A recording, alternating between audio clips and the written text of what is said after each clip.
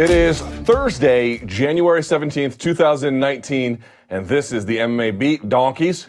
My name is Luke Thomas. I'm the host of this program. I'm from SiriusXM, as well as MMAFighting.com. To my left, I don't know what the name of this team is called.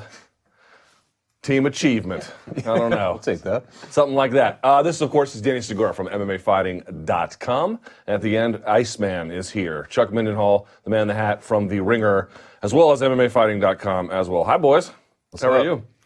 We have been taking your questions, your comments, your snide remarks using the hashtag #TheMMABeat. Keep sending them.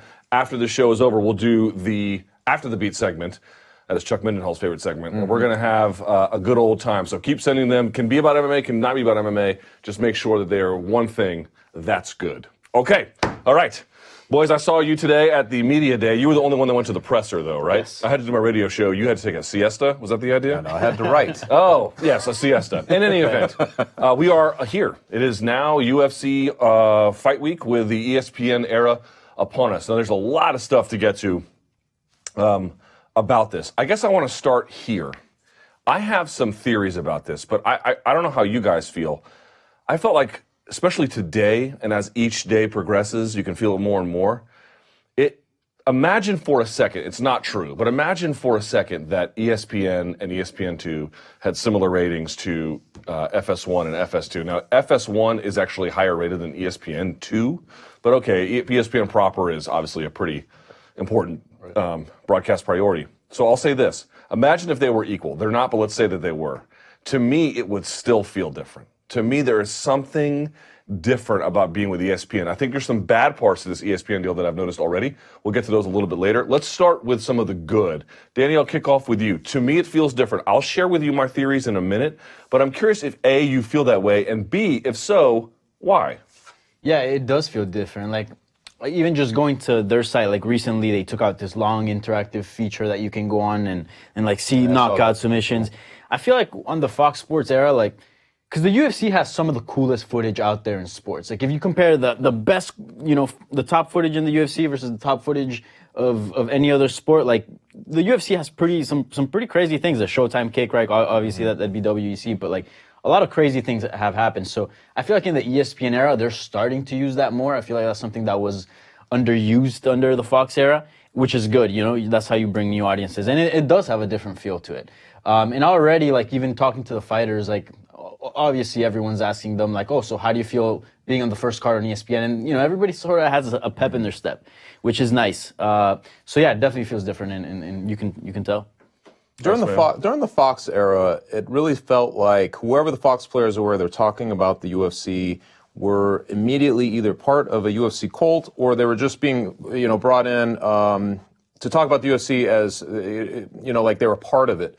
It feels to me like the UFC is merging now with an independent body, and that's what I feel like that's the difference a little bit in the feeling, because, even across the platforms, as you hear the platforms talking about it, a lot of guys don't really know that much about it. And the things they do know are semi-controversial and, the things that they want to talk about. So it's a little bit of a different vibe that way. Plus, I think that ESPN, just being a sports fanatics haven, so many personalities have come to that. It's been so lived in, so thought of in the culture of sports for so many years, in that fabric of sports, that it just feels like the UFC is joining into some bigger club. I didn't really feel like that when it was going with Fox. It just felt like they were getting a broadcast partner finally, like maybe if it was NBC or something like that, I don't think it would have had much of a different vibe. But ESPN being a dedicated sports channel that has achieved that over, 30 years or whatever it is, that's the difference for me. It has that feeling to it. Yeah, the Fox Sports handshake is legitimate. The ESPN handshake feels like a real vice grip, doesn't it? I mean that in a good way.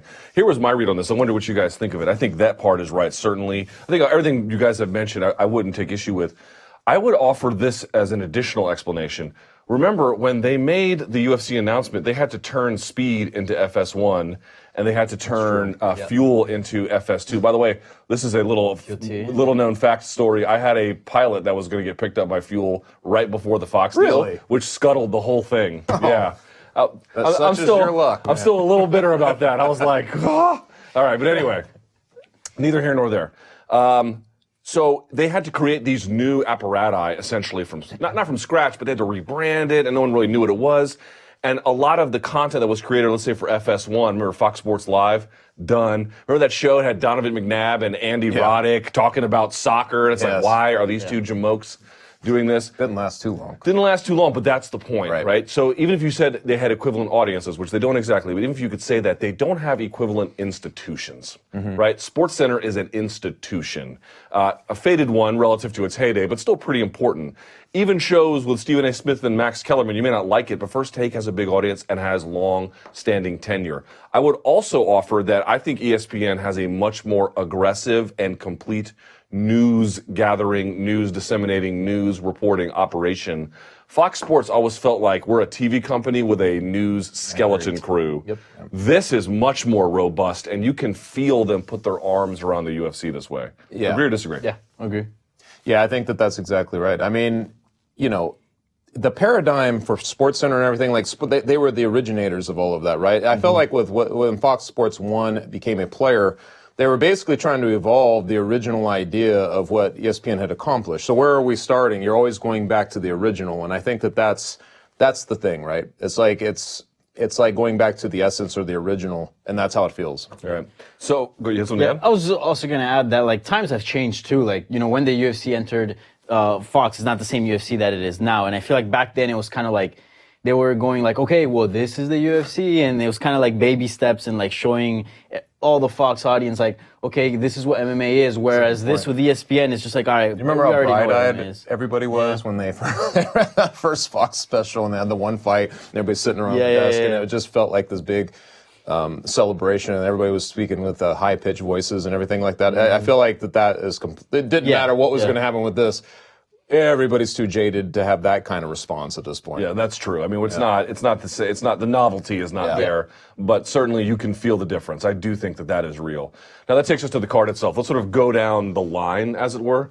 Let's start with this main event. Man, I got to tell you, I find as each day passes, you know, I was kind of like, I don't know how I feel about this main event. You know, I was like, I respect Cejudo, I respect Dillashaw. I don't know if this is the permutation I wanted to see.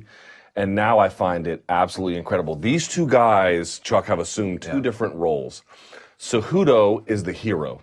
I am the one who's going to save Flyweight. Smart, right? Right? And I am the one who is going, you know, Demetrius Johnson was texting me, and your friend Benavidez was telling me, and I'm the guy who's going to make sure that families and these fighters have opportunities, and I'm going to prove that there's a legitimate market for real 125-pound guys. And on the other side, you have TJ Dillashaw doing the exact opposite. Yep. Just hilarious. Me. I love this contrast heading into Saturday, I suppose. How do you feel about it? I think it's right. I think it's perfect. Just like you said, I think that Cejudo especially is better cast in this role. I think he wants to be a good guy. I think he believes what he's saying. And I think that that's probably right, true. The snake was an act. Of course. You know what I mean? But the rest of it, But you get to the Dillashaw side. Now, we've seen many different Dillashaws. So it's kind of like you go through, that's where it's a little bit interesting. But I can appreciate him actually taking a heel's response to all this. And he's enjoying and changing it. And it's almost like he's instinctively now going to be the opposite of his opponents. And I find that somewhat fascinating. And I also think that he is that kind of guy. He's a little bit of a rabble-rouser, you know what I mean? And it was fun to watch that. I think that he's kind of come along. If you remember him from the early days, if you ever interviewed him early on, he was like, he reminded me of a small Ryan Bader. They were both like these kind of athletes who'd grown up kind of watching pro sports, and you thought like everything you asked them was going to be very vanilla and what they would respond. What an evolution for that guy, you know? So, I'm enjoying it. I agree with you. Now, the only thing I was going to say is that you mentioned this permutation. Like, the reason it didn't make sense originally is because we were talking about Demetrius Johnson and Dillashaw for a long time. That fight made all the sense in the world, two guys at the top, right? Henry Cejudo wasn't in the picture, and it was almost like you couldn't justify him, you know, inheriting that mojo by beating Demetrius Johnson. It didn't make sense to me on that level. But as we went on and he's positioned himself, it's because he's positioned himself in that way and because he has this greater purpose that I've now buy the fight on the big level like I would the Demetrius fight.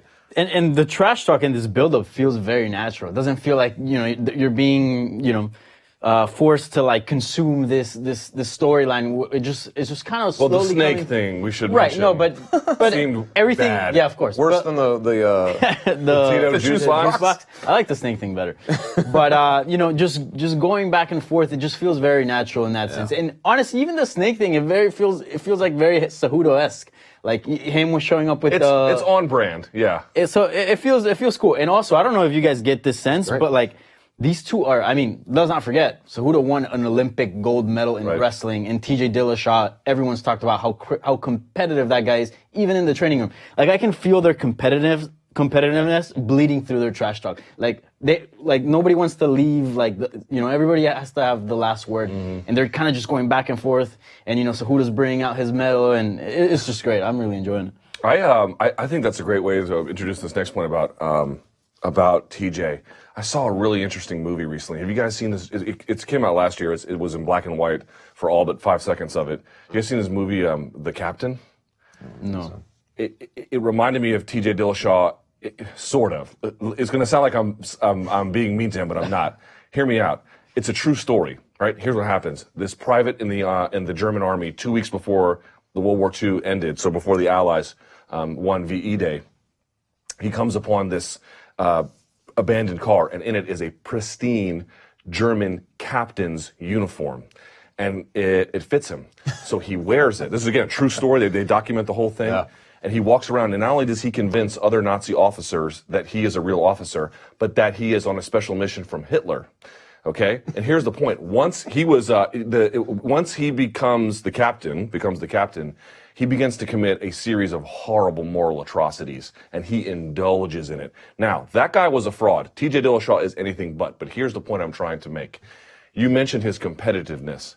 He is beginning to indulge that more and more and more. And as he ascends the ranks, we perceive it as cruelty.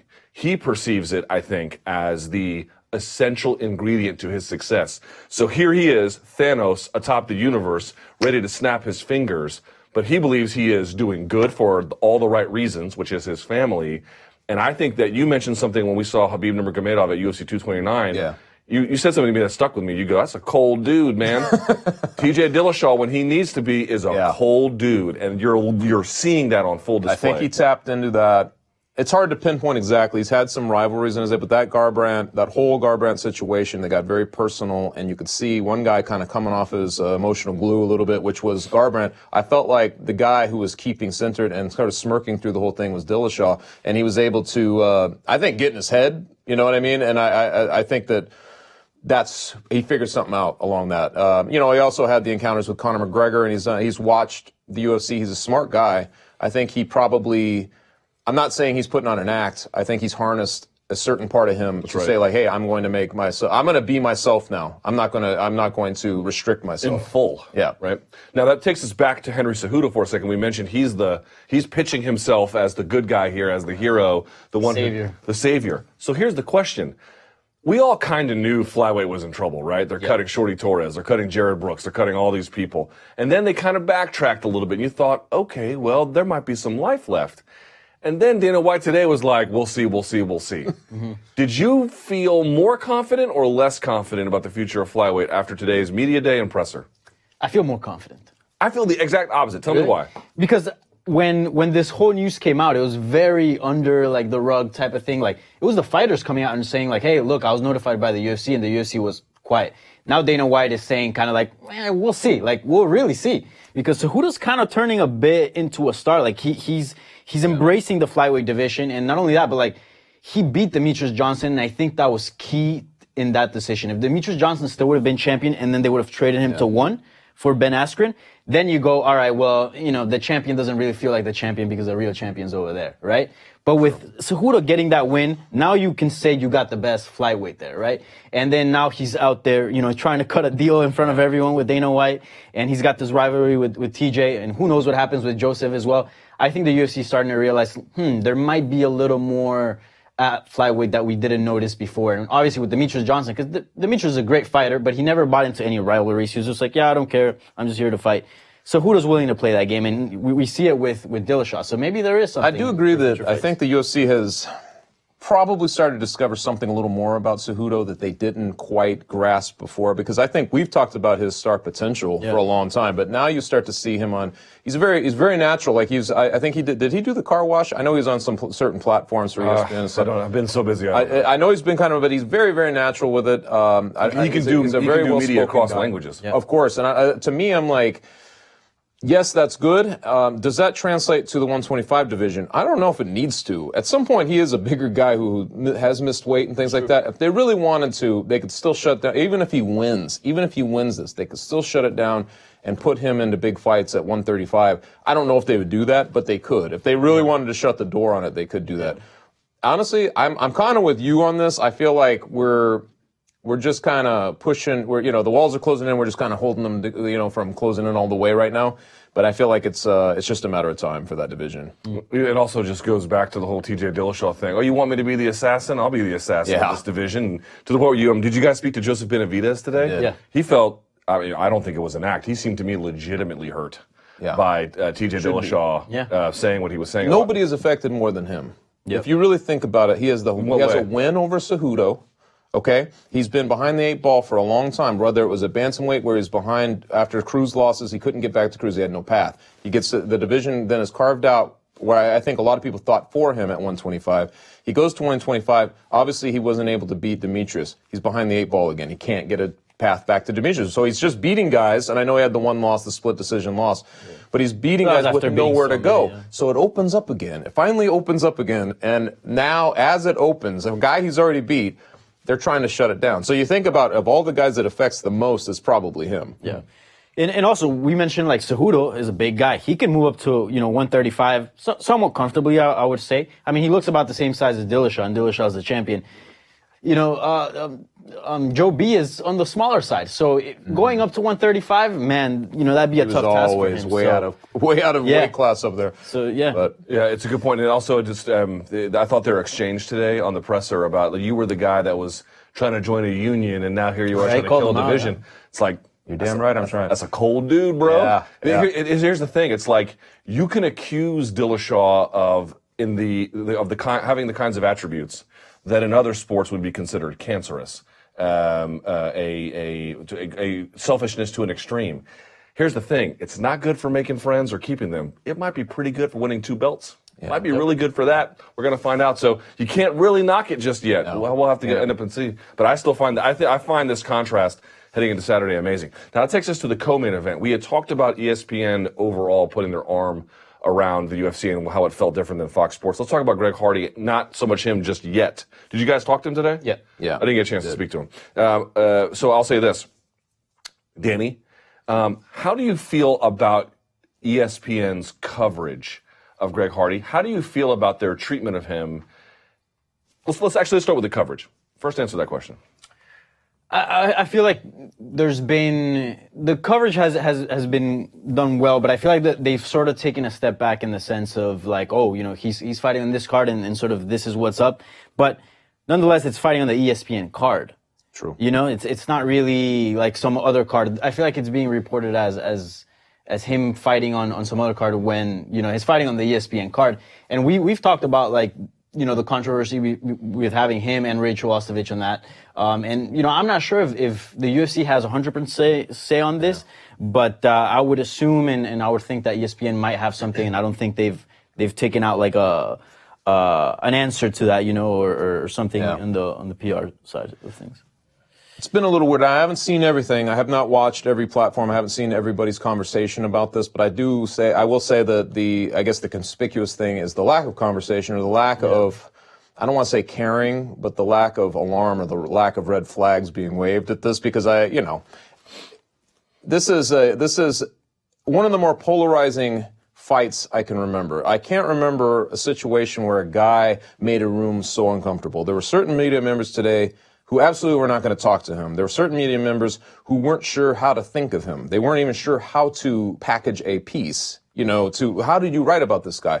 It is very complicated. So now you go to the ESPN who becomes the partner and you think, to what end does that affect their coverage of Greg Hardy? It seems to me, And I don't know. This is just me guessing that there might be a little bit of like, guys, let's not make too big of a deal of this. Yep. He's going to be on our program. Let's not blow this thing up. So to me, it seems a little muted. Yeah, I recently saw a video package that came out, and it kind of spoke like it went through a history of his football career and everything also that happened in his personal life, and now him going into MMA. But, Rachel Ostovich was completely kept out of it. Wasn't even mentioned. So Interesting. It was an ESPN one. Yeah, I don't. I've not seen everything either. I've seen a couple of. Jeremy Schaap is supposed to have a piece on SportsCenter. I've not seen it. Jeremy Schaap is. I mean, he took Floyd Mayweather to the woodshed. So I suspect he'll probably do the same for Greg. It's hard to say. I don't really know. I saw there was some discussion on First Take. I'm sure that some of the ESPN radio affiliates have picked it up. Whenever I do radio shows that cover sports, and in the more traditional sense, the only one they ever ask is about Greg Hardy. Here's my thought on this. It's like where is ESPN's complicity in this? And that is very difficult because it is true. Ultimately, UFC is going to pick their own cards. Mm-hmm. On the other hand, I have two problems with that argument. Number one, even at Fox, we know they took input from Fox about their preferences and who they'd like to see and what mattered to them. Am I really to believe that ESPN on the very first card had no input about this? That seems deeply naive. I don't buy that at all. And the other part is, even if not, you got in bed with this company, you bought it, you own it. Like you now are part of this machine that is promoting this. And so, again, I believe that Greg Hardy should have a license. I am mostly split on the idea about whether he should be in the UFC. If you can't fight in a cage in America, what can you do? True. Right? I think that's it's true. You should be able to get a license to fight. Whether the UFC should hire him, I'm a little bit agnostic about, I suppose. But this idea that ESPN was like, hat in hand, please don't do this to us. I have a hard time buying that. So in any event, that leads us to the co-main event. You guys spoke to Greg Hardy today. Chuck, I'll start with you. Yeah. What did you get from the conversation? For one thing, this is a guy who's used to dealing in big pressure cooker situations. I totally picked up on that. He seemed very relaxed, honestly, for a guy. Obviously, he's not cutting, I don't know, if he's cutting weight, it's probably a few pounds to get down to the 265. He is large. He is a big guy. That was something that for sure stood out. He's a big guy. But ultimately, he seemed very at home, and he's very, I would say, his manager's sitting right with him during the interview process, which was a little uncomfortable. But at the same time, he seemed very like he had a game plan for how he's going to handle questions, and he executed it. I would say that that's the closest thing. I think he looks forward. I think he directs, whatever the question is that's uncomfortable, he might direct it a little forward and kind of give you a present tense version of what he's thinking, that he's a changed man or whatever it is. And, I think he's trying to keep it in that space, and he's trying to make the fight. He's trying to make the fighter self become something that makes the football self go away. That's what it seemed like to me. Dan? Yeah, I would have to agree with Chuck. When I was talking to him, it felt like, he just felt very comfortable answering everything. He's media trained. And at 100%. This point, he's done so much media around this topic and around, tons of people have asked him about his past that he already kind of knows how to navigate those waters. And then that's exactly how it feels, and he does a good job at it in sort of keeping you forward and keeping you focused on the fighting, which is coming up. Did you talk to his opponent? I did. What did you get from the discussion with Mr. Allen? He's fired up. He doesn't feel like Greg deserves to be in the UFC.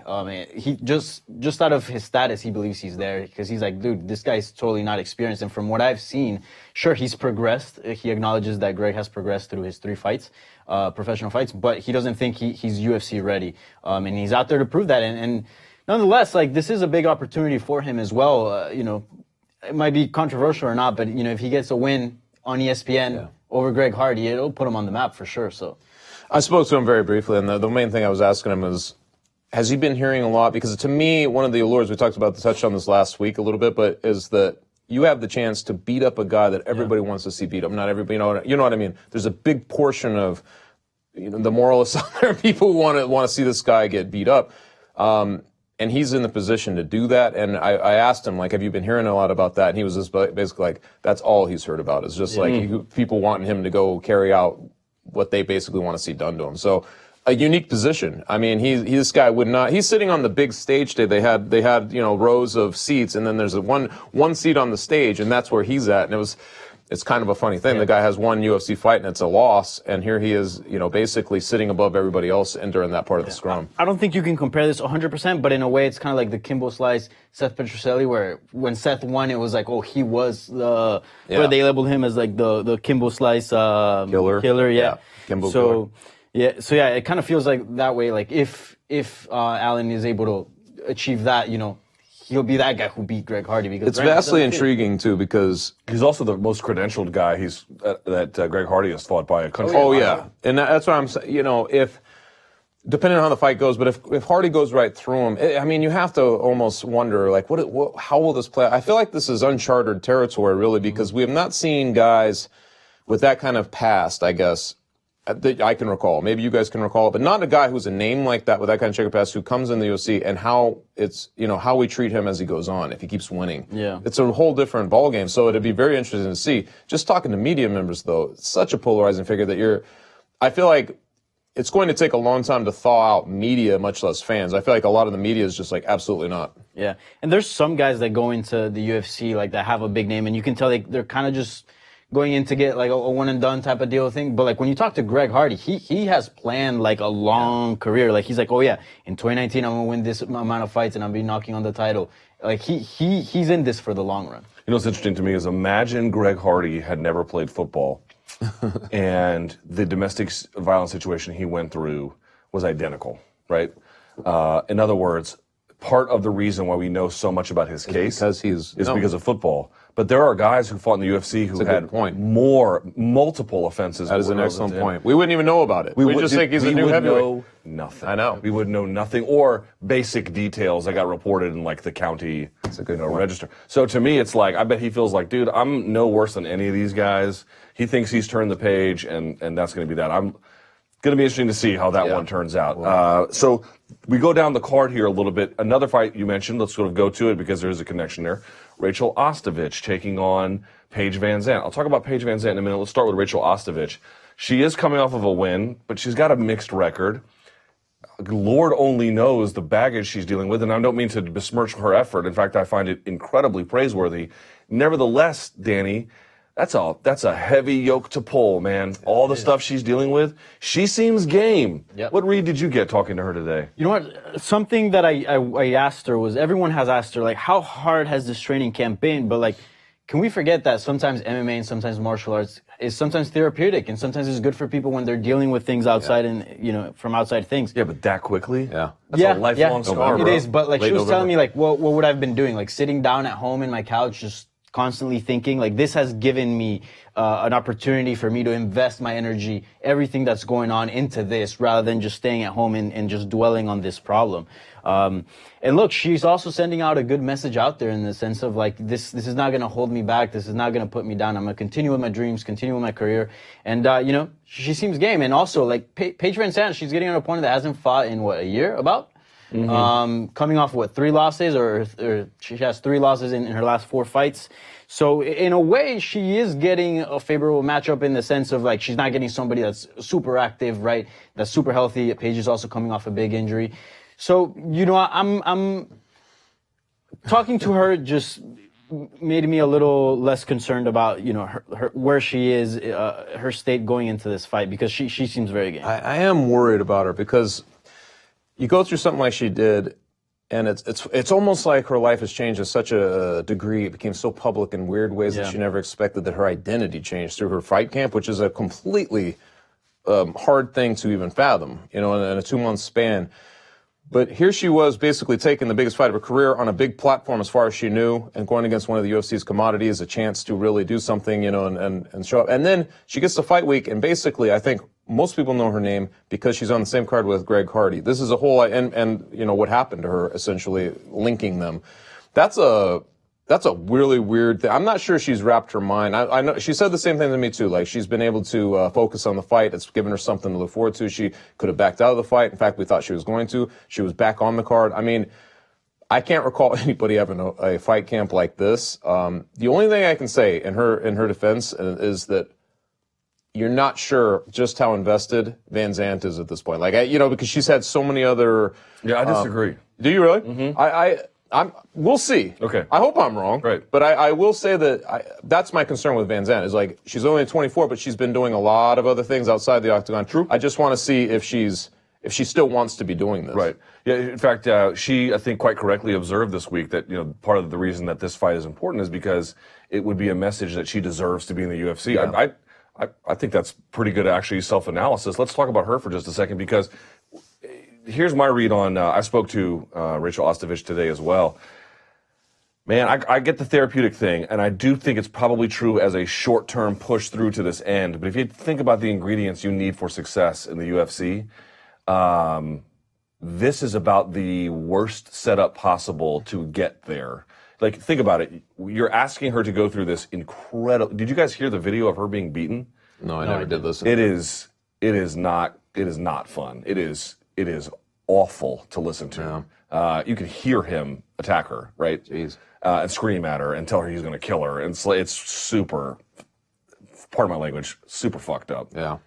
For her to endure that beating, which probably was not the first time this guy put hands on her, and I'm pretty sure it wasn't, to then go through this process, like what's going to happen with my kid, who's going to watch her, what kind of life are we going to have, who's going to be the father figure, the restraining order, getting to train, then traveling over here, who's watching over everybody, and then you got to beat a UFC commodity on the process while answering questions about the fact that also on the card is a guy with a high-profile domestic abuse case. That's all of her private life flipped outside for people to look inside. Right. I think that part really bugs her. Right, and so now you have a spotlight on you you've never had before. Dude, that is a Herculean task I wouldn't ask on anybody. Yeah. So to me, like, I don't know what that means for victory. I don't know either. It's always weird. It could go either way, honestly. Right. Some people might be able to channel that whole emotional Fighters especially. tempest, and Fighters put it into especially. something. So That's and that's the other part. Like, for all my analysis, that's for normal people. But fighters are not normal people. I do think that there's probably long-term healing that has to happen to get past the situation. But it leads me to Paige Vanzant. She has, I think, quite correctly observed, lost 3 of her last 4. Even the one she won, little dicey. She's had some time off. She's had some injuries. She appears to me, I think, to be reflecting accurately on her status in the organization. You'll recall, I think Reebok moved away from her. Yep. Right? Now, she does still retain a lot of popularity. I think she's like 2 million followers on Instagram. So she has more than, I think, everybody on the card combined, which is interesting. But weird. But she seemed to me, I don't know, kind of dialed in, focused, short answers, prepped.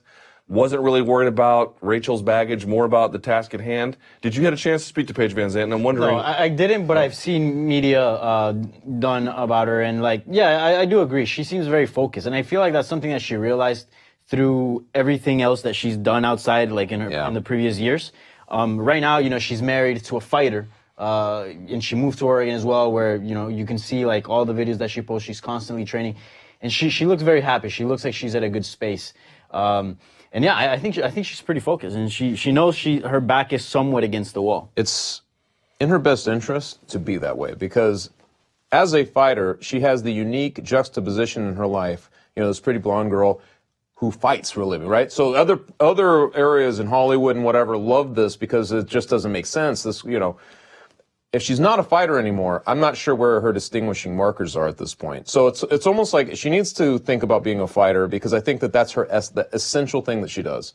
So I hope you're right. I really do because I think that that's before the Rose Namajunas fight, she was kind of cruising along. She was very young at the time, but she was winning some fights. And I was starting to kind of believe in her a little bit. Yeah. And then since then, it's been very bumpy. Well, here's the thing. It's like Rachel Ostovich, I think, is a capable fighter and a very good grappler, actually. If you can't beat Rachel Ostovich when she's gone through all of this to get here, there's some serious questions about whether you can compete at this level. That's really what it comes down to. That's true. You know what I mean? In fact, not just questions, I think pretty good answers. Yep. I think that there's still questions on what kind of fighter Rachel will be after this whole experience. Maybe it fuels her. It's there to find out. Even then, if you had to ask, what's the circumstance you'd like a person to go through, but to what extent that they're compromised by distraction. As you said, fighters think differently. For example, I interviewed Humberto Bandené when he made his UFC debut. He was here in the U.S. and his dad had died from cancer like a week or so prior, and he had to go to Mexico and fight. And when his dad was in the hospital, he told him, "Yo, don't pull out of the fight. You gotta stay in." his dad passed away, and he wasn't able to attend to the funeral, and he won, he knocked out Martin Brown in 30 seconds? Yeah. And there was another one, So- Josh Simon, on the anniversary of his, Right. Of his birthday. Yeah. Remember that thing? It point. was That's a very good point. heavy-hearted, and for some reason he found it in him to just go in there and do that. You think back to a couple of things where people had just been able to perform extraordinarily, maybe beyond what they normally would because of those things. But I feel like more often than not, it doesn't work out that way. Well, we're going to see. It's an interesting point. Can she rise to the occasion given all the circumstances, or will they be too heavy? And will Paige Vanzant get back on the winning track? It's really highly interesting. Last fight on the card I want to get to. Ooh, boy, this guy eats glass for breakfast. Talk about piss and vinegar. Alex Hernandez, son, getting after Donald Cerrone. And you know what? I appreciated his two-term... That's you're talking about Yancy Medeiros, man. Yeah. He gave me chocolates today. You got some? Yeah. Damn it, I didn't get any. Yeah, you know why? Me and Yancy, he understands Boys me. from way back. That's right. Flim flams. Fellow Hawaiians here, clearly. Right. In any event, so you see Alex Hernandez, I interviewed him on my radio show, Chuck, right after he beat Beneil Dariush. Didn't know anything about him. Sometimes I'd like just taking a gamble on, let's see how the guy sounds on the air. And he comes on, and he's friendly and talkative and interesting. I thought his two-term Oval Office zing it flew past everybody. I loved it. Dude, he called him day drinking Don and the whole bit. What did you make of the fire of Alex Hernandez? Well, I'll tell you what, man. He was, it's always funny for me because the guy's had, 2 UFC fights? Yes. Is that correct? Yeah, So, Olivier Aubin-Mercier and then Beneil Dariush. right. And I mean, he's obviously looked very good. But you always pinpoint these guys, the old Bill Parcells thing, if they don't bite when they're puppies, they're probably not going to bite. He's biting. He was biting right away, and he's still biting, and he's going right at Donald Cerrone. And, it was fun. It's fun to see that. These veterans, this guy's going to enter his 30th fight. You think he would earn some reverence just for being who he is at this point, and there was none of that. And I always love that sort of thing. And the bottom line is, you don't really need to rev up a Cerrone fight. You know what you're going to get. And this guy, Alex has proven that he'll put on a good performance, too. But there is something about natural charisma that always translates and makes you want to see how far a kid like that can go. So I always, you circle those types. The guys who have it all, they are the very good fighters, but they have something about their personality that's coming out as they go, and you just want to see how far they go. So I feel like he's one of those guys in 2019 that could really end up somewhere. I think so too.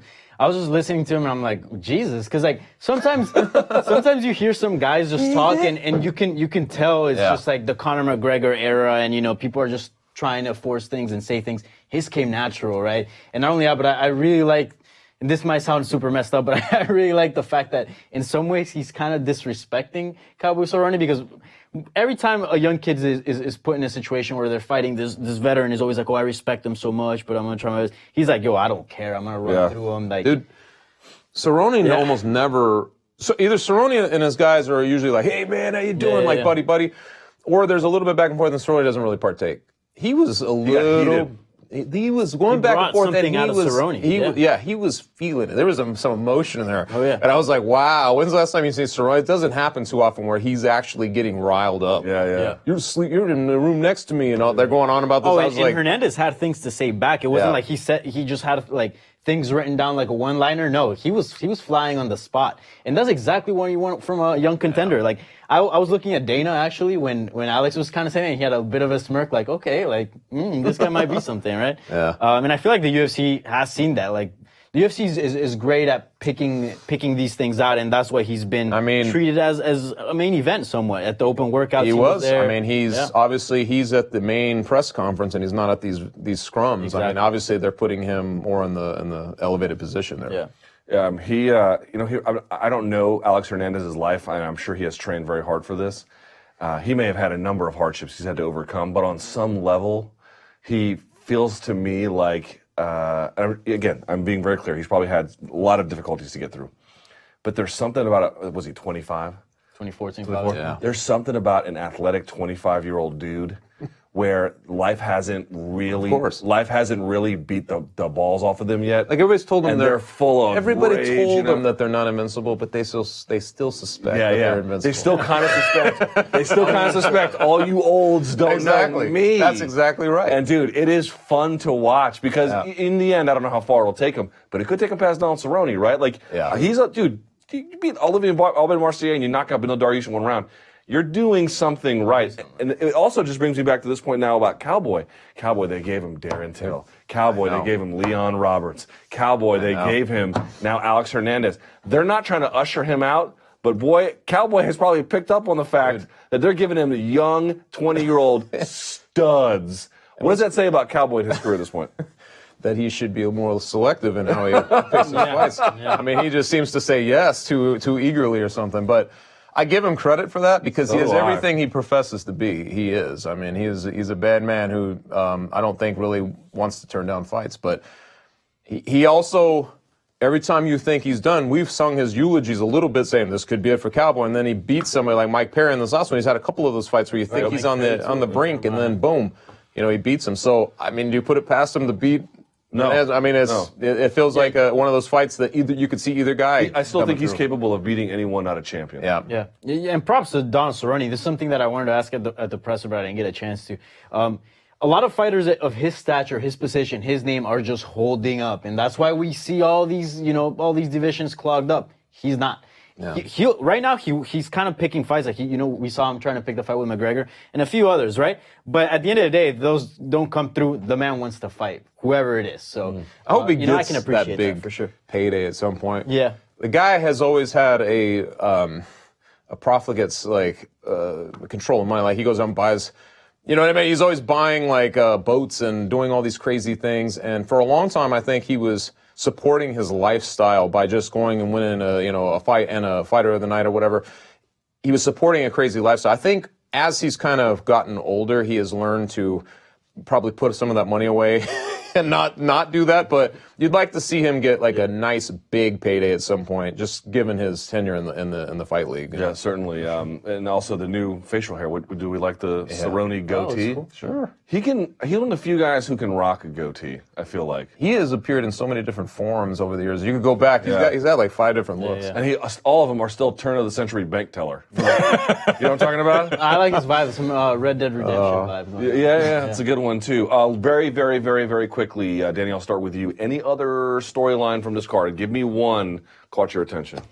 Man, I really love the Joseph Benavidez one because it feels to me that he's a player and there's in this sort of Cejudo Dillashaw situation, but he's kind of in the outside, like he's just waiting to see what happens. His future really is depending on what happens on the main event because I don't know, maybe he can pick a fight with Dillashaw. I don't know. I asked him, I'm like, would you be willing to fight Dillashaw if Cejudo, for example, misses weight? And he'd be like, I don't know, that'd be kind of interesting. And also he has a win over Cejudo. Yeah. So I'm curious to see how he does against Dustin Ortiz, having all this in his mind, because also he's focused on that, and he also has a win over Dustin Ortiz. So I don't know. I'm not saying he's taking Dustin Ortiz lightly, but I'm saying this could be a recipe for disaster if he's not on point. I would say Benavidez is definitely positioned right now to do either something and timing wise, obviously on the same card with these guys. He's either going to come across as, big potential for this next fight, or it goes away. I mean that's kind of the strangest state. He might even fight Henry Cejudo for the belt. That's true. We don't know that. That's an intriguing one. I like this Jeff Neal guy. I was in Dallas when he landed that head kick in his last fight, and he's a very level-headed guy. He's a waiter by day. He works a full-time gig. He prefers the term server. Oh, server. Right, sorry. Yes. Yeah. So he's and I asked him. I've talked to him multiple times now, and each time like, hey, are you going to keep your gig? I'm going to keep my gig because I don't know. And he treats this like it's a lark a little bit, but he's very good. He's so good that I kind of circled him in a piece of Sean Al-Shadi and I did. As a guy to watch this year, because I think that he is silently kind of climbing up the rungs a little bit, and he does have that capability. I think he's a really complete fighter. Obviously, this fight with Muhammad's going to show us a lot. That guy's also very quiet. He's quietly very good as well. But I think that's a fun kind of bang for your buck kind of fight that's lower down on the card. Yeah, that was the one I was going to highlight as well. And I asked him what it would take for you to leave your serving gig. Yeah. I was a waiter too, Jeff. Chill out on the nomenclature. And he told me $1 million. He's like, it would take $1 million for me to leave that job. I actually looked at the place where he works. Yeah, I did too. It's like an upscale gastropub. Oh yeah. So you can imagine that Ladies there too. Yeah, and like that's one of those things where it's like Sunday brunch. Them ladies have big tabs. You know what I mean? Limited mimosas. Yeah, those mimosas, bro, that will gonna be walking drain away your bank from- account. So I think if you're a place like that, you can actually make some pretty decent I'm coin. sure he You get a does. $50,000 bonus on the side. I kind of get And it. he got a little bit jilted in that last one. I mean, he could have easily walked away with the performance of the night, but there was just happened to be so many weird things that night. He was pretty bitter about that. Yeah, so here's another chance for him against Bilal Muhammad, by the way, an action fighter who's no slouch himself, so that should be kind of fun. All right, let's transition to some other news, not including UFC on ESPN +1 or whatever you want to call it. I mean, the nomenclature for this? I just call it UFC Brooklyn. We just call it UFC Nubs. I mean, what a stupid ESPN +1, +7. I'm not doing that. Anyway. I don't even know what I still have my thing on from the media event today. I forgot to take it off. Oops. I am a loser. I just thought you wanted people to know. Man. Yeah. Hey, guys. gotta show off, eh? Am I super cool? No. So how about Amanda Nunes? She tweets up a storm this week, Danny, saying she's done with 145, not doing it anymore. Wants to go in Couldn't put her jeans on. What? couldn't put her jeans on. Man, once you can't put your jeans on, that's when you know you gotta, vacate the Although, belt. in defense of Amanda Nunes, who among us has not? You ever dated a woman who wore like pants that were so tight? You're like, why? How is it possible you wear pants this tight? I have married a woman from South America. Surely, Danny, you are familiar with this. All these women have to like kick into their jeans and like you have to jump off beds to pull it up. So it's like what Amanda was doing. I've seen it before. It ain't unique. But okay, the point being is she wants to be done with 145, and it raises a bunch of interesting questions. First of all, how do I ask this? I mean, as media members, we don't typically get mad. But do you understand her thinking? And more than understand it, do you side with how she's thinking? Or do you believe that there's still a little bit more work that could be done? 145 could be more if people just cared more. Yeah, I don't know. This is a difficult one because it felt like the biggest hurdle was getting past Cyborg. Once you got the two belts, you could do so much, right? You could even just keep it and defend the 135 and then just see what's available at 145. Heck, it doesn't even have to be Cyborg next because I know she doesn't want the immediate rematch. So it is interesting, and I don't really understand her line of thinking. It feels like finally you got two belts. Defend them, solidify your position as the GOAT in women's MMA. So yeah, I don't really understand it, but I mean, at the same time, defending two belts can be a burden, can be heavy. It's a big ask. Yeah, it's a big ask. I'm just glad she was definitive about it early. If she had held on to it for a long time and kind of promised or flirted with the idea of fighting, and then you realize 4 or 5 months down the line that she has no intention of doing that, not that she's holding up a division because there's only a couple of people at 145, but at the same time, at least they can do something with that division if they want to keep it going. You could have Cyborg against Megan Anderson or something like that for the vacant belt again. You could do whatever. She's already accomplished it. We've already seen what she did. She doesn't have to go do that again. There are challenges for her at 135. So I would have liked to have seen her maybe defend it once just to see if they could get the division rolling a little bit. But if she's that definitive in this quickly, I'm like, I'd rather see her do it that way, I guess. Do you think they'll keep either of you? Do you think they'll keep 145? What are they going to do? I think it all depends what happens with Cyborg, and I feel like a lot of the reasons why 145 should they close it down? I mean, So at this point, they haven't invested anything other than Cyborg and Megan Anderson. They haven't really invested. What happens to into the Cyborg in 145 that case? Bellator, I don't know. I mean, I feel like that's the thing, right? The UFC. But you've talked about this. UFC is different than they were. I think that, they look at 125 and they say, I don't care anymore. I don't think they're necessarily wanting to have the best fighters in the world all through weight classes. They may just say, like, that doesn't matter to our bottom line anymore. Yeah. I often think about this argument. I thought a lot about it where people say, 145 is not marketed properly, or to your point, men's flyweight, it just wasn't marketed properly. And to a degree, you can sort of understand that. But it's like, to make a pedestrian comparison, you ever been in like a sort of a real fractured relationship, and you're like, if this person I'm with just did X, we wouldn't have this problem. But something never compels them to do that, and so it remains fractured. I do believe that if you wanted to make 145 more, you could, and if you wanted to save men's flyweight, you could. But if something in you speaks to not keeping it around. How do you fight that impulse? I think that's what I'm trying to figure out. Hard, yeah. And I agree with you. I think that you catch that the whole way, right, with this flyweight division, that it was an added feature that added more fights. There was a new belt, but I never felt. Dana says that they went behind it and they tried to market it on this, but I never felt like, honestly, if I'm being completely honest, it never felt like he was all the way behind that. It just didn't feel that way. Now, how that works between him and his matchmakers, like with Sean Shelby at the time or McMahon or whatever, I don't know, but it never seemed like they were that behind it. Yeah, and then once once your heart is not invested into something, and then you're still just if you just want to keep it going, then it's usually not the best product out there. So yeah, I didn't know what to do with it. It was like Demetrius Johnson is either a co-main event on a pay-per-view or he's ending up on a Fox card. You know what I mean? They were trying to figure out the best way, where to put it and where to stick it. Essentially, where can we just put this fight? I don't know. Yeah, it just felt like hard math all the time. If you can't bring yourself to do something that you agree in theory could be beneficial, and it comes with these entreaties from these these parties who really want it, and you still kind of just like, it isn't. You cannot manufacture the will. There is something really strange here, and I know we've brought this up a million times, but you're at a live event. There's 11, 12 fights going on. The bigger guys are fighting. There's a certain amount of excitement as that's going on. The flyweights come out. I feel like for whatever reason, and this doesn't make any sense because it's an action fight. They're like feral cats going at it, but it's like the crowd doesn't get into it. It's just, I've noticed this when it's not like big stakes. It's just two flyweights, the good guys going at it. People don't get behind it. I don't know. Maybe it's not always, but I've been in the live venues many times, and you feel like that's when everybody takes their breather. Or there is something to it. I think if you had a real reason to keep 125 around, like there was like McGregor type down there or something like that, you could probably do it. But I think these arguments that like it could be just like any other division, right? But it's not, right? There's a pretty clear market response that it's not. That's true.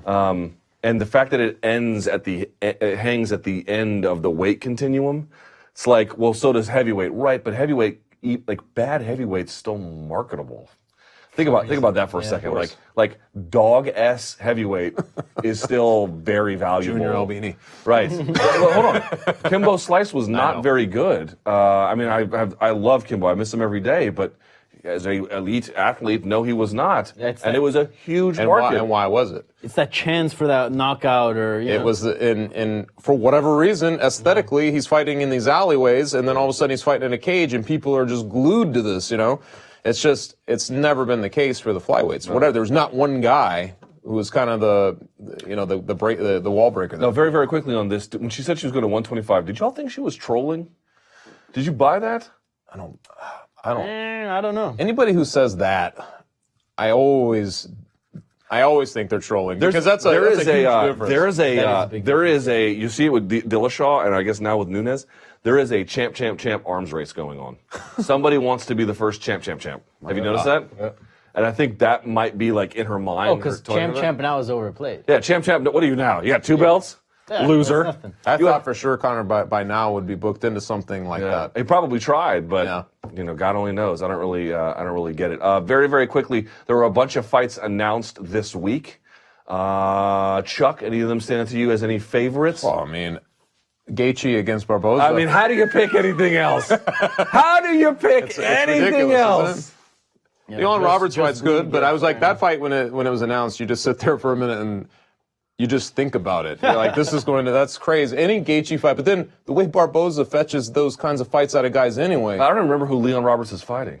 Leon Roberts, do you remember who he's fighting? No, so it's Till and Masvidal. Which I'm all for. Is that the one you're high on? Yeah, I'm super hyped. Gunner. That's right, Gunner and Leon Roberts, yes. I'm a huge fan of Jorge Masvidal. I think he is the Miami version of Nate Diaz. That's such a great comparison. He is. Instead of the who was fighting in the backyards like Kimbo. Yeah. Except for Masvidal wants to fight all the time, and he's calling. You talk about a dude that'll knuckle up on the streets. Jorge Masvidal is also. Yeah, he's about that life. He's instead of 209, he's 305. Yeah. And he just has like this gangster persona out there, and I just love it. And also very Miami-esque, and I lived in Miami, so I can appreciate that, So that's pretty cool. And he's fighting Darren Till, man, who's a monster. So you're getting two characters that are very confident, and they're just from different parts of the world, and that's when I'm always interested, because none of them are gonna back down, especially on the trash talk and once they get in the cage. So that's gonna be fun as well. Another one that's like super low key, Marlon Vera, Chito Vera is fighting Thomas Almeida. And that's going to be fun, because Thomas Almeida has his back against the wall. He's lost a few fights. I must be out the loop. There's your under the radar. Thomas Almeida was a big of a prospect. I remember when he knocked out Brad Pickett, like it was such a big deal. And then the fight, leading into the fight with Cody Garbrandt, what's going to happen here? Exactly. Yeah. And then Chito Vera has also been climbing up like slowly, and he's been doing well. So that'll be interesting. So as our sort of like catch-all under the radar segment, let's do it this way. Where are we on Anthony? I didn't put it to the guys in the back on the slides. I apologize. I've got 8 jobs. I can barely keep track of what I'm doing. It's been a big day. It's been a long day. I could cry with the amount of work. You've been on air for like most of it. I live on air. Exactly. I live on air. All right. Okay. How about this fight between Anthony Pettis and Stephen Wonderboy Thompson? Why don't we call the show there? People have. I put out a video on my YouTube channel being like, I kind of dig it. I mean, I don't love it. I don't. Here, let me tell you what I'm at. On the continuum of I hate it to I love it. I don't love it. I kind of like it. I have some reservations about it. It's sort of how I feel. And people are like, oh, the size difference is a big deal. Right. It could be a big deal. It could be a deal so big that it ends up ruining the fight. But here's where I'm coming from. You've got Anthony Pettis, who basically is not going to be able to fight anywhere close for a title anytime soon. You got Wonderboy Thompson. They could have made the Santiago Ponzinibbio fight. And I know he's coming off of a loss in his last fight, but if you look around, it's like there's not a lot of good options for him. Do you really want to see Wonderboy versus Demi and Maia? I don't know. I'm not suggesting that Pettis is a better choice than those ones. What I am suggesting is sometimes you got to shake it up, right? Yeah. Here is the trade-off. If Anthony Pettis beats the number 4 contender at welterweight, he has instant rejuvenation to his career.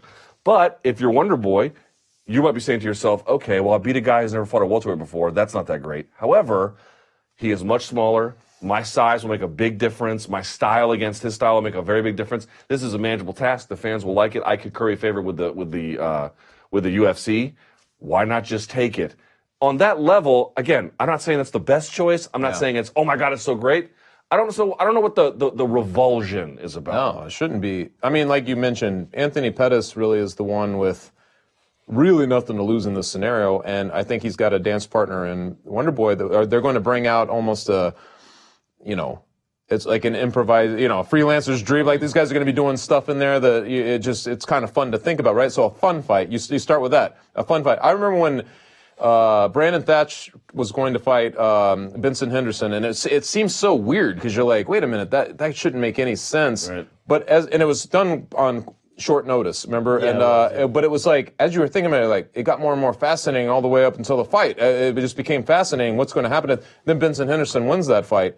And you think, that was fun. That was fun. That's what this reminds me of. It's a guy who's smaller, but you look at who he's fought. Like, go down his resume. It's the most ridiculous resume ever. It's not like he's losing to guys that are he's out here fighting. Schlubs. He fought the Justice League best. the last 5 years. I mean, it's ridiculous. So I give it to, it's fun that he has that mentality, and I think given that we've been waiting to see Wonderboy kind of return to that Johnny Hendricks form, here's a guy who's going to let him do that. They're going to square off with each other, so it becomes a fun fight. Danny, why don't you like it? I'm not about it. See, you were doing the little continuum spectrum thing. I'm like, over here.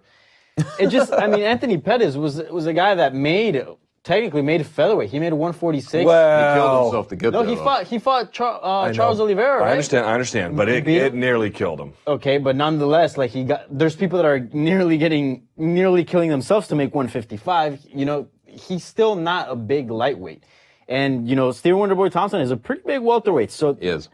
I don't know. I don't. But he's not a wrestler type. I know. So size technically won't be like a huge issue there, but it just doesn't do anything for me. Like, I don't think it does anything for the division, and I think they can also be fighting in their own divisions against guys their own size that in meaningful fights. For example, I would love to see a Pettis McGregor if possible, or a Pettis Diaz, or you name it. Like, you plug in Pettis with any of the top 10, 55ers. Good luck getting either one of those guys to fight. Yeah, no shit. Those guys don't want to fight Pettis.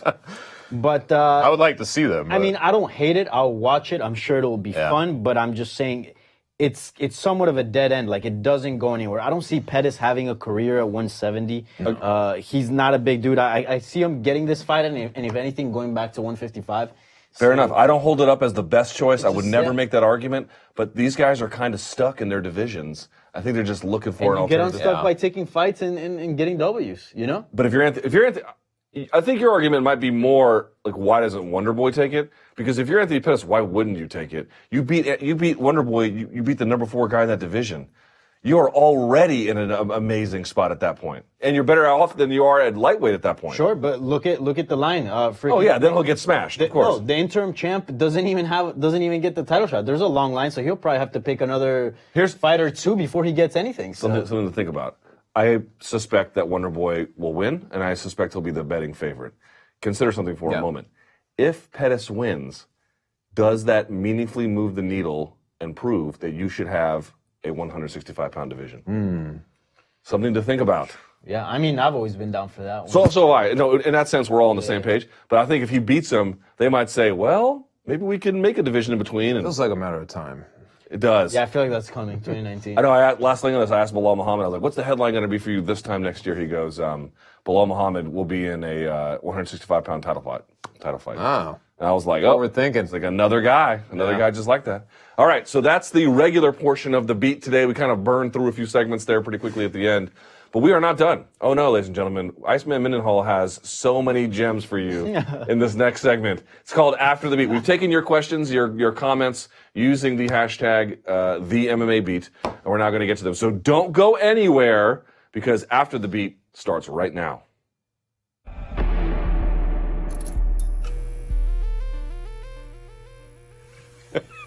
It's like you're going to have to quarterback. All right, donks, let's do this. Hi, everybody. Luke Thomas here. This is Danny Segura, and that's Iceman Mendenhall. I am. This is After the Beat. I didn't want this. This degenerate on the end asked me. He was like, "I really wish we had some whiskey," and I was like, "That I am thirsty. It does not mean I want water." And I was like, "Do you know who you work with?" So, I actually keep this around. Proper 12. No. God damn, where is it? This is really good theater here. Hold on. I got it. Hang on. Look, we're on a time crunch here. There it is. No, that's not my Vodka and a water. Here we go. Ding, ding, ding. All right. Look at that. Little Jim Beam. Son. It's right next to the Pepto-Bismol on your bed. Bro, let me tell you something, bro. I ain't new to this. I'm true to this. You understand? All right. Anyway, we have taken, oh yeah, here we go. Look at that. Jim Beam, for when you're sad about your entire existence. All right. In any event, we have taken your comments and your questions and everything else, and we have put them together. We have a bunch of these ready for you. I will pass this down. If you'd like to have some, you may. While you are doing that, let's hear the first question. Let's see it, rather. All right, Danny, while he's doing that, how about this? What's the point of having Dana on stage at the press conferences when he never answers any questions directed at him? He was today very much like, yeah, we'll see what happens. You saw that as like inspiring about the future. I saw that as him being like, yeah, your days are numbered, donks. Yeah, I saw it as we'll see what happens. I mean, Dana is always a guy that, like, you ask him, like, oh, what's next for this guy? And he's like, well, let's see the first fight. Like, he never likes to go too far ahead and sort of, say anything. But I don't know. I mean, there's some things that he will answer. There's certain things that, he won't answer. You can get some answers to some more basic questions. And also, he's kind of there he's a presence, first of all. You need an official up there, I feel like, in any press conference. Actually, you have to have one by rule. Yeah. And also just to sort of guide the conversation, because sometimes he's like, all right, this is enough, all right, And sort of moderate the conversation. So I do think, it's not pointless to have him up there. Okay. What about you, Chuck? I actually get more out of him than I do most of the fighters, to be honest. I mean, and it's always been that way, right? Like, it's always been Dana, at the moments you can ask Dana a question and whatever. He used to, the bigger difference is he used to, talk a lot more, he communicate a lot more. He didn't mind going off topic, even in those situations. I feel like the big difference now is he just doesn't care to. And maybe there's a reason for that. That's true. He just doesn't, he doesn't want to, for whatever reason. No, you know what? I will largely agree with that, but I thought when he was talking about Colby, he was like, I don't even know what Colby says. Yes, you do. Yeah. Yes, you do. Okay, but the way he plays it, like, I don't even know what's happening. There's a lot of that. And even then, when he says very little, there's still some insight. 100%. Like, he was like, well, look at these guys up here. Like, they know that when the opportunity knocks, you got to take a fight. Right. And just those little sentences lets you know Right. kind of like how the conversations went in the back and kind of his reasoning. So. And the whole thing is, the train keeps rolling. Either get on or wait for His the next favorite one. thing forever has always been, I don't even know who that is, or I don't even know what that's about. Like, he doesn't know what's going on. It's fun. Yeah. It has remained fun. That's one of the great like charms of Dana White, is just his shrug your shoulders when you don't want to answer it. Yeah, it's from Ghostbusters 2. It's like the buzzing of flies to him. All right, next. Okay, Chuck, for you, what is the optimal seating area to purchase a ticket for when going to a live UFC? I have my own views on this, but what do you think? It's actually, you know what? What's the best Hold seat on, in the house? hold on. A lot of times we have weird questions like, what's your favorite pudding when you're in space? I don't know, but this one is actually a pretty good question. So the question is, where's the best seat? Where's the best place to sit? There we go. So that in that No, case, it would just be if you have unlimited money, cage side. I think he's saying. Although that's not necessarily true. Okay, but let's say you got like a VIP seating or something. That's Yeah. obviously pretty good. I think what he's saying is bang for your buck. Like, not that there's a limit, but like at some point, there might be Honestly, a cheaper man, and better alternative. Depending on the arena. If there's an arena where it's fairly compact, and we know that they hold them in small venues and bigger venues, but if it's a small enough venue and you can get the upper deck really close to the lip, like the overhang, those are good seats. I've had those before, and you've always got the benefit of the jumbotron wherever that is, and then you have a bird's eye view of the fights. To me, that's what I like. Yeah. But I've also been down maybe where you're 20 rows off of it, and you're close enough there to see a lot of what's going on, especially in the ground game and stuff like that, without having to resort to the to the jumbotron. But those are usually expensive seats. So for the bang for the buck, I would say to get up a little higher, but try to just high enough where you're basically able to look in and still see everything, but you can look up at that jumbotron and catch the stuff going on the ground. I've only purchased tickets for a UFC event once. Like, I only went once as a fan. That was actually to see Demetrius Johnson fight Ian McCall the second time in Sunrise, Florida. Wow. At the WBNTC. I remember that. Where is Sunrise, Florida? Like 10 minutes away from Fort Lauderdale, about 15, and like 30 from Miami. The home of crystal meth. Not really. But Not Miami, but Sunrise. So I think the best seats, because I've sat also in the media row, which is on the ground floor, and like it looks nice, and like you can see fighters up close, which is cool. But then you see right through the cage, right? And sometimes the poles get in the way, so you don't see much of the action. If you get seats like 5 or 6 rows above the ground floor, you get a nice view because you can still see through the cage, but you can also kind of peek over it. So you can kind of see the fight without the fence, and you get like a nice view. And you're also not hurting your neck by like looking up the screen. So it's kind of like a nice level. Yeah, my rule on it is... those are usually not too expensive. My rule is typically, I like, if you go into a T-Mobile or MSG a venue where it's really big, this is hard to calibrate. But I remember when UFC had, I paid for tickets once when I saw Lausanne versus Florian. That was at the First Bank Center in Denver. Yeah, Broomfield. Yep. We're right outside Denver. Yeah.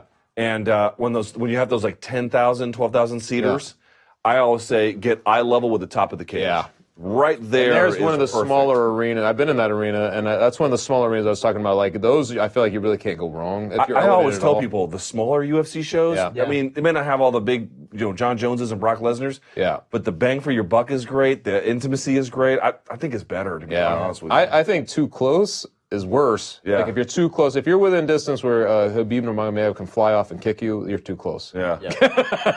But if you're at press row, sometimes you just spend the most of your time looking up or at the jumbotrons. You know? I got in a shouting match with a guy at Shamrock versus Kimbo. Yeah. Because Bellator, what they do is, I don't know if they still do this, but they did when I was there. They put VIP right in front of media row. Yeah, they do that. And again, no one's going to cry for media. Okay, fine, but I got a job to do. I have to be able to see it. And what they do is, you'll get like, for example, so all of Ken's, I don't know if it was his family, but it was his support group or whatever. So Ken started bodying Kimbo, remember that? And his whole crew stood up. Well, then now I have to stand up. And now the people behind me are like, yo, man, can you sit? Which I understand. So I had to ask them, like, yo, can you guys please sit? And they're like, we paid for these seats. And I go, right, take a seat, sir, since you paid for the seat. Anyway. Yeah. Actually, they caught it on video, me and this guy arguing. Yeah. Well, I mean, It is frustrating, and I've been in there with Bellator as well, because they usually do. They have like the family or somebody of the faction is there, Right in a front. friend, yes, and they stand up. I know, which is like, I mean, I appreciate the seat. I really do. Probably yeah, you don't it's- get if you're sitting on the on the bleachers, you know. On the, Yeah. Also, UFC You'll does. go to a Bellator, they'll put you up top then. Yeah, well, also UFC doesn't do that. They don't put, if you're on media, there might be several media rows, but if you're on the first row of media, there's no one in front of you. People are just walking by. Yeah. Anyway, Yep. something to consider. Next. Okay, now that Luke discovered hot ones, what are the panel's favorite hot sauce and why? Now, hang on a second on this one before you start groaning. Have you guys seen this show, Hot Ones? Nope. I haven't. Oh my God, I recently is discovered it? it. So here's the deal. There's this guy, this is the premise of the show. It's changed a little bit over time, but it's basically the same. It's a YouTube show. This guy, the host, his name is Sean, sits across from a celebrity. Could be a musician, comedian, and we're talking, I think I've seen it. we're talking A-listers. Kevin Hart, Key and Peele. Was Wiz Khalifa on it? Yes, Wiz Khalifa was I on think it. I saw So that. like, Okay, I have seen this you've once. definitely seen it. You've at least seen a thumbnail Yes. on YouTube. And the premise is they have to eat 10 wings, okay? And each wing, the wings start out totally mild. Yeah. And they get increasingly spicy to the point at the end where they're like absurdly hot. Yeah. And it's this amazing show because for two reasons. One, the interviewer is phenomenal. He does such a great job with prep, unusual questions. It's fun. He kind of gets it. He works with the guests. Dude, he is amazingly prepped, okay? I watched a podcast where he talked about his prep. He goes through podcasts and reads books and like finds old articles from like their local newspaper when they were in high school and shit. Like amazing stuff, right? Then it's like a Japanese game show where like no one wins. Everyone just gets, punished physically. It's just how long until you lose. How long can you last before you Yeah. lose? Well, so anyway, DJ Khaled did it. Can only make it through 3 wings. It's a totally ignoble effort. But most guys make it through. And in the end, when they get these hot wings, it disarms the entire interview. It pulls all the pretension out of the room. And these guys kind of bond together. If you've not seen Hot Ones, right. I cannot recommend it more. check it out. It's free on YouTube. Like, what do you have to lose? It's free on YouTube. I think I saw clips on like social media. I haven't seen like a full. The best one I've seen was Bill Burr did a really good one recently. And then, what was another good one? I liked Key and Peele. I always like Key and Peele. Yeah. Anyway, hot sauces. Do we like hot sauces? I Do we love like hot spicy sauces. food? I love hot sauces, and I'm almost like I'm trying to think of the ones I don't like because I pretty much agree with any hot sauce. That's because you haven't had the novelty ones that they use in the show. Yeah, I ones- probably haven't. I probably have not had like the ridiculous. Like Scoville Yeah, level, yeah. a million. Over time, there's always that guy with a weird bottle of something where you're like, you got to try this, and then you burn your mouth off. Like I've done that. But and for the most part, as long as it doesn't compromise my, your taste buds, essentially, I'm pretty down with it. So the first 3 or 4 on the show are pretty much like that. Yeah. Everything else is just singe your mouth. I'm not big into hot sauces. What? More of a no. I mean, I'll use ají for example. Yeah, which is a little bit of a kick. Yeah, it's got a little bit of a kick, but nothing like crazy hot. I've noticed like Americans really like really spicy stuff. Mexicans too. Mexicans too, yeah. In Colombia, not really, not all that much. I do really like the Tabasco chipotle sauce. That is really good. The one that's like a browner version, yeah, it's pretty good. Yeah, it's really good, but that's not really spicy. I So guess. I shouted out Pepper Palace. Shouts to Pepper Palace. They are what do you call a novelty? They're specialists in all things heat. So that can be rubs, sauces, marinades, jellies, you name it. They make everything, and then they also sell everyone else's. And I shouted them out. So they sent me a gift box. This was years ago, and in it are half the things they use on Hot Ones. So I had this stuff before Hot Ones ever had. One of which is I still have it. I still use it. It's called 100% Pain. It's a tough sled. It's a tough sled. It is. That's not fun, man. Like that just ruins your food. There are ways to mitigate it. One is by being a man.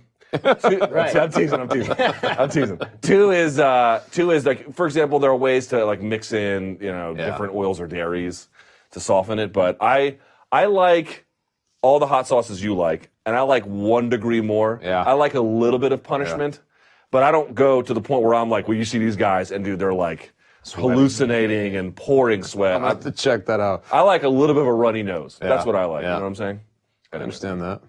By the way, I did a piece on Chuck Liddell maybe, I don't know, 10 or 12 years ago where I went to San Luis Obispo in his house, and his whole refrigerator door was hot sauce, different hot sauce, just like what you're talking about, every kind.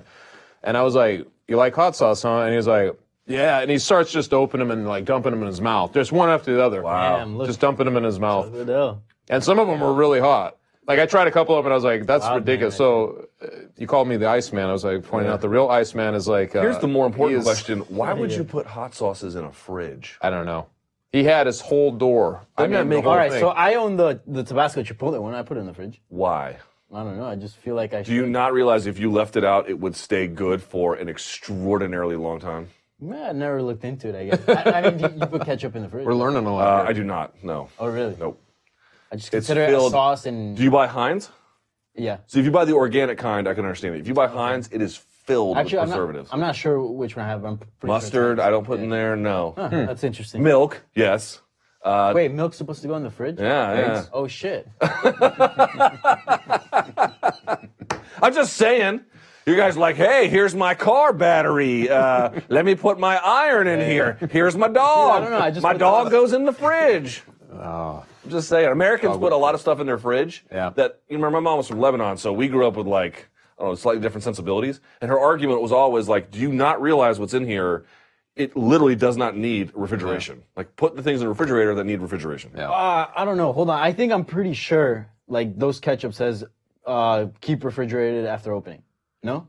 For sure. for donks, it's not real. Pretty sure, man. I I, feel like was you're like, eating bad. I grew up never doing that and never once got sick. Never once. It's for something I donks. remember. It's also like, they put warnings for, the lowest common denominator on there. Because some folks will open there, I'm going to have this ketchup. And then 8 years later, they haven't finished their ketchup.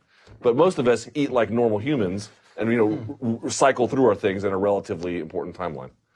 You guys, I'm right about this. I'm No, right about this. I agree with you. Danny's like, I'm gonna put my shoes in the fridge. Got to keep those cold. I mean, if it says in the instructions keep refrigerated, I'm refrigerated. Following instructions. Keep my phone in there. Put my phone in the fridge. All right, next. What's the most underrated fight of this weekend's card? Great. We kind of sort of already answered that. I think the Neil versus Bilal fight. We did forget about a fight. Which one? Gregor Gillespie versus... Great point. Yancy Medeiros. Great point. What do you like about it? Yancy, for some reason, like, he's giving me like this Zen vibe. Like, he's like almost like he knows something that we don't. Like, he's just like, yeah, man, I'm back at 155, and he sort of changed his life around. Did he give you the I'm a gorilla speech? No. Well, I didn't get to talk to him, but I did see media about him. Did he give you the gorilla speach? No. He gave me the Well, gorilla he's like speech. training in the jungle, right? He goes, I'm a gorilla training in the jungle, and now I'm in this, the concrete jungle or something like that. These guys. He's amazing. Well, let me tell you what Gillespie said about Medeiros. What do you say? Nothing. He won't talk about Oh, it. right, yeah. all right. Forgot about that. So we'll just have to wait and see. Yeah, we but- kind of know what he's going to do. outside Attempted. of the media stuff, Gillespie is a must-watch Is it fight. Gillespie? Is that how you Yeah, pronounce Gillespie. it? Yeah. Okay. Gregor Gillespie, yeah. So that should be interesting. Also, Glover Teixeira's on that card. He is on that card. And he's Paul Robertson. he's my age.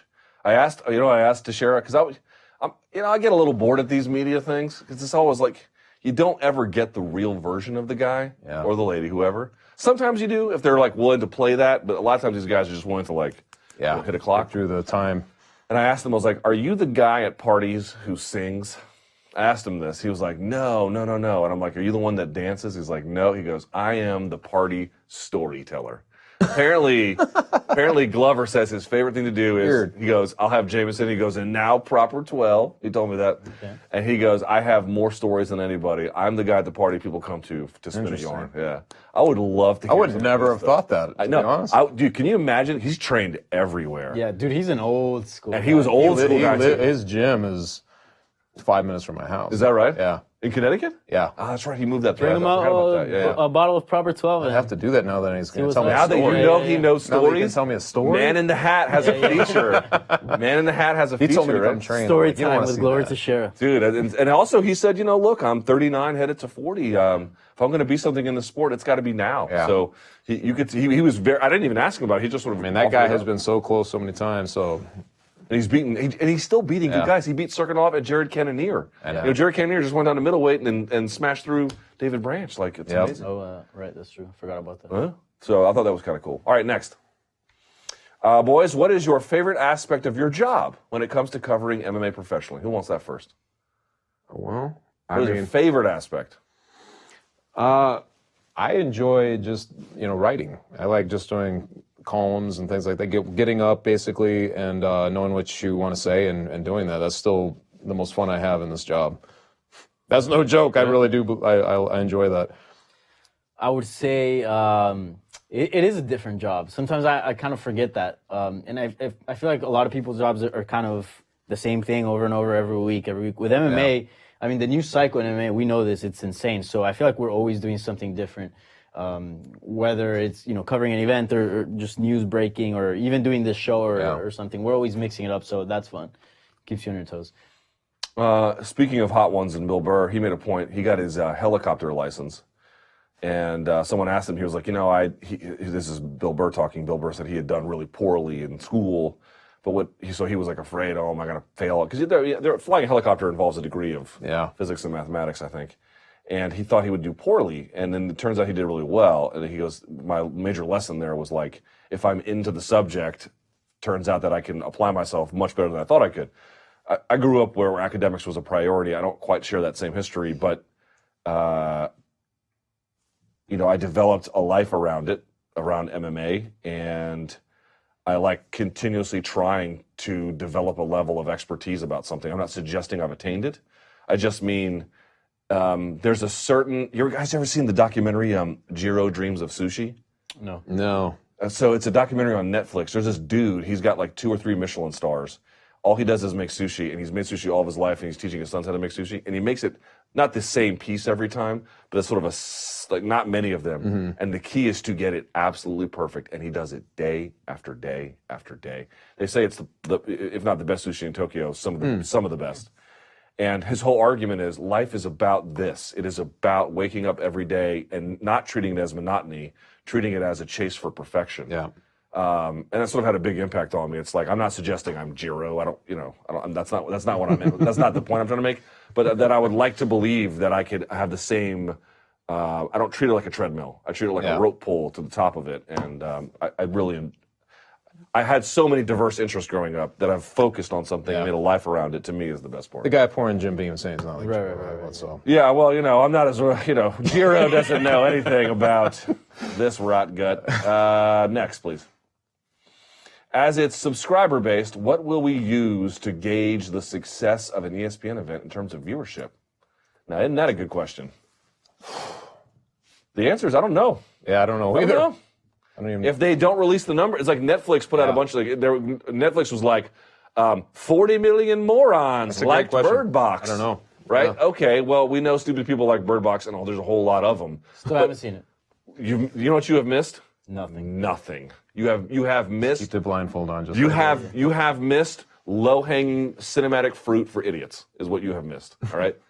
Sounds like it's something you might want. Yeah, something you might love. Yeah, not now that you mentioned that, I'll look into it. No, here's the point, though. They only told us that I think it was like nearly 50 million people watched it opening weekend. But what does it mean to watch a movie on Netflix? Like 70%, 10%? Like unless they tell us, we don't really know. Yeah. I guess I don't know how to answer that. I don't know how that work either. Google searches. Yep. I guess. We will have the prelims. Yeah. On linear TV, at least that. The 4-fight portion. So in this case, culminating with Hernandez and Cerrone. But I guess there's no real way to gauge the success. Unless they put out the numbers. But which, by the way, I think they kind of like having that freedom to be like, oh, what were the ratings? None of your business. We did way better than you think. Yeah, we did amazing. Oh yeah, how amazing? It's a secret. Rather not say. Yeah. So I don't know. I don't know how we're gonna do it. It's gonna be a great question. I don't know the answer to that. We're done? One more. All right, last one. Here we go. If Reebok leave the UFC alone, what would the next step be? In other words, right back to letting fighters having sponsors and making money, or look for another big brand uniform. Especially now they're on on ESPN. I don't see them letting them just go back to the types of sponsors that were going on. Even though they were taxing, there was that whole thing going on before the Reebok deal. I just can't imagine that they'd ever go back to that again. Being like a NASCAR for these guys, I've never bought into that. I never bought into I feel like maybe there's some truth to that in the sense of the type of sponsors that they were getting, like getting, Condom Depot, or certain sponsors. But I don't know. At the same time, there's been so many uprising within the UFC that if they do decide that route, it's kind of like, you know, letting them win one in some sort of way. Like, okay, like you got your sponsors back, you can make more money that I'd be way. shocked. I think they might go the PFL route. Did you guys watch PFL? Yeah. Where what they did was they gave them uniforms, but they had a series of ads they could put on it. Right. Yeah. And I'm sure the ads were approved. Like you couldn't get, you know, canned soda on there. Right. But they let them do that, and they didn't seem to complain. Yeah. They seemed to think it was fine. I suspect if they do something like that, where you're still, you know, let's say it's a UFC uniform. Yeah. Let's say, because man, if any brand that does its due diligence is going to know that Reebok got put through the ringer on that one. So if they can't get another apparel brand, they might just, because remember they were making UFC apparel before this, they still do. Make all of that, and then, you know, you can put Black Rifle Coffee or something on Actually, when the PFL came out with that, I thought that was pretty smart because in a way you're cleaning up the sport, but at the same time letting the fighters have their own freedom. You know, so what they should do is have the fighters union negotiate. Oh wait. Here we go. Oh wait. I just would like anything that doesn't seem so homogenized, because it seemed like it took some of the personality out of the. Oh, it did. 100%. You know, the walkouts and everything else. So I would like them to at least let them have some creativity on their walkouts. Not wear a kit. Maybe they wear the trunks. Yeah. That makes sense. But I'd like to allow them to have some creativity on their walkouts. I would love it where we could have something what like Deontay Wilder wore out for the fight with Tyson Fury. Yeah. Where, you know, it's like Mad Max meets Liberace Yes. or something. I don't know what that was, but it was unique. I mean, there's all kinds of cool stuff. Sokoju used to wear the mask. Predator mask. Yeah. I mean, there's been cool things like that, but you realize none of that will happen, you know, under the current way they have it. So Yeah. There we go. All right. So that's it for us. You're headed to the weigh-ins tomorrow, yeah? Yep, I gotta wake up early. Yeah. So that's where are those? Downtown? Same place? Yeah, same place, the hotel. All right. So he'll be hope there for everybody that. makes it. Huh? Hope everybody makes weight. Yeah. There's some God. big question marks in there. Yeah. Jesus. I don't even. That's gonna be interesting. Yeah. Don't you jinx it. It's gonna be something. I But think I'll be live streaming it most likely, so stay tuned for that. so yeah, obviously you keep it locked in MMA Fighting. We got one way or the other. We're gonna keep you up to date on social media, on YouTube, on every kinds of place. Really appreciate all you guys have been doing in terms of your viewership. We are out here putting out that stuff for you, and you guys are liking it, so that's a good thing. All right, that's it. We'll be back next week. I promise that is true. Probably back in our normal time slot. Thank you for this accommodation here late at night. For Chuck, for Danny, I'm Luke. Hands up, chin down, let them fly. This is the MMA Beat.